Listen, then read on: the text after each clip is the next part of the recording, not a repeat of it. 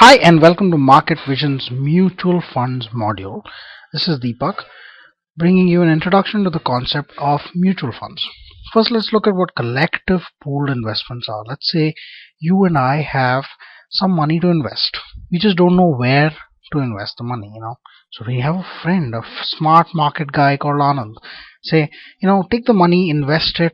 He invests the money in the market. He gets some returns, and for his work he takes some fees from the pool. The remaining is owned by you and me in the same proportion that we invested it in. Mutual funds are just a form of such investment. So multiple people put in money.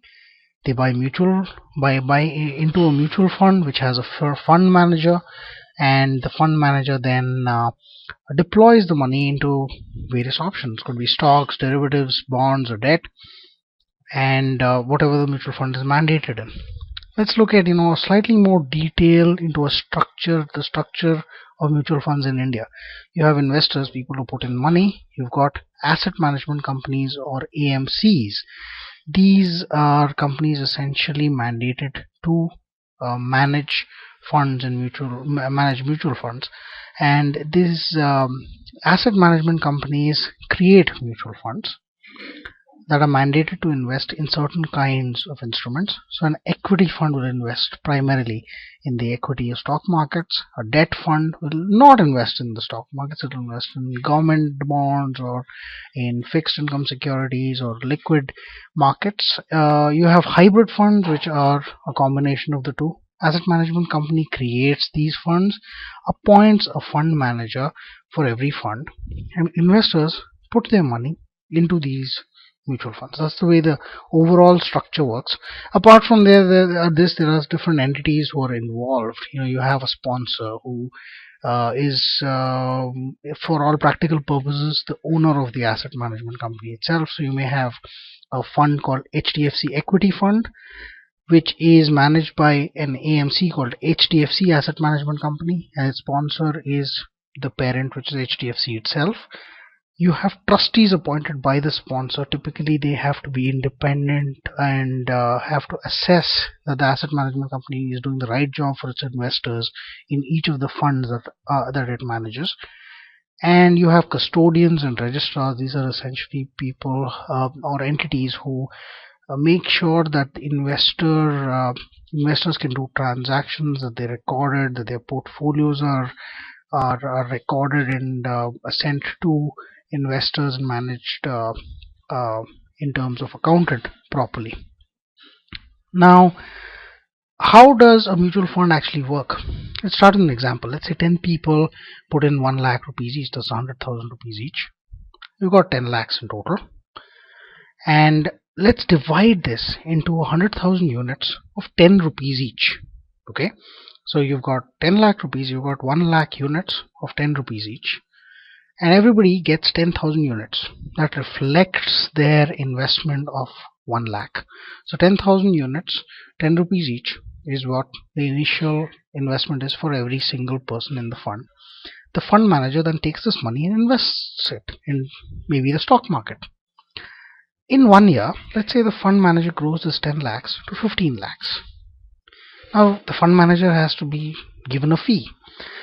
Usually what happens is grown slowly from 10 lakhs to 15 lakhs, but just for simplicity's sake, let's say give him the 2% of assets after 1 year. 2% of 15 lakhs is 30,000 rupees. Let's give him 30,000 rupees. We are left with 14.7 lakhs. But we still have the same number of units, 100,000. It started off with 1 lakh units. That's 100,000 units still left. So price per unit has gone from 10 rupees to 14.7 rupees. That is called the net asset value, or the NAV of the mutual fund. NAV is usually net asset value per unit, but people usually shorten it to NAV. Now let's say there's a new buyer that comes in. He wants to put in his 100,000 rupees. He'll get, the number of units he will get is 100,000 rupees divided by the NAV, the net asset value per unit, which is 14.7. So he gets 6,802 0.7211 units. Notice there are 4 decimal places in this case what we have considered. The reason is that you don't always get a divisible figure, so you have to do fractions as well. You can't do fractions in shares in India because it's not allowed, so you can't buy 2.5 shares or 3.5 shares. So if a share is priced at 2000 rupees and you have only 3000 rupees available with you, you can maximum buy one share. But in the mutual fund case, because of the decimalization, you can put any amount and they will give you a fractional allotment. And in this particular case, we've taken 4 decimals. Some mutual funds take only 2, some mutual funds take 3, but most of them go up to 4 decimals. Now, you will notice that the same 1 lakh 1 year ago bought 10,000 units.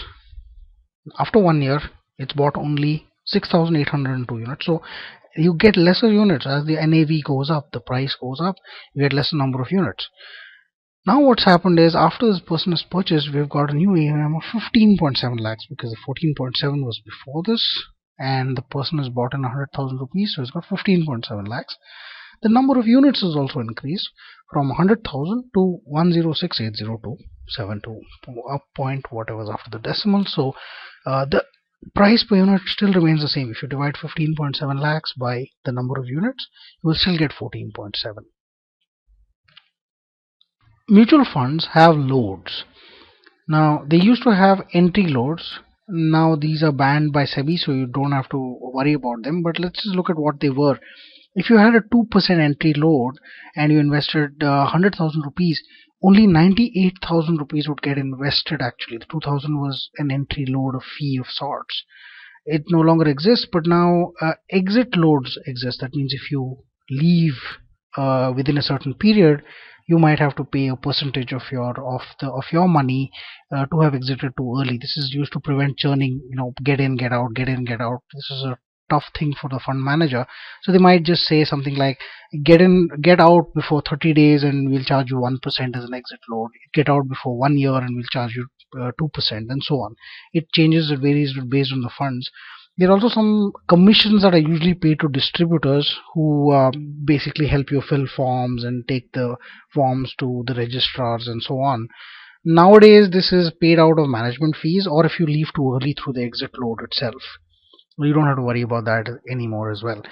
The mutual funds themselves, the AMCs, charge a fee, about 2.5%. That's the max they can charge. SEBI mandates that. This 2.5% of the total assets they have under management. What they do is they take the daily average assets under management for the entire mutual fund, and they deduct this amount on a daily basis. So what happens is it's reflected in the net asset value itself. So what happens is, if it's a small amount of fee, they divide the whole 2.5% divided by 365 for 1 day, deduct that much amount. Whatever's left, they divide the number of units and then calculate the NAV based on that. There is no profit sharing fee allowed for mutual funds in India. So if a mutual fund says, well, if I make you 5 lakhs, I will take 10% of that. That is not allowed in India for mutual funds.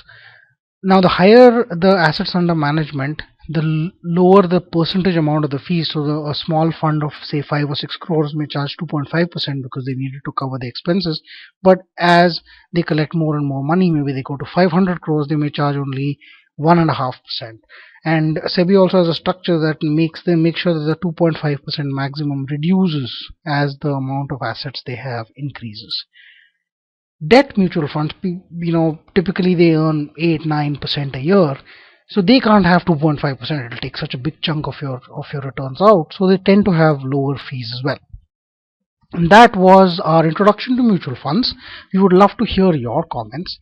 Please email us, visit our forums, lessons@marketvision.in, that's where you can find us, and look forward to our next set of lessons that are coming in, how are mutual funds priced, and a lot more information on mutual funds. Thanks for listening.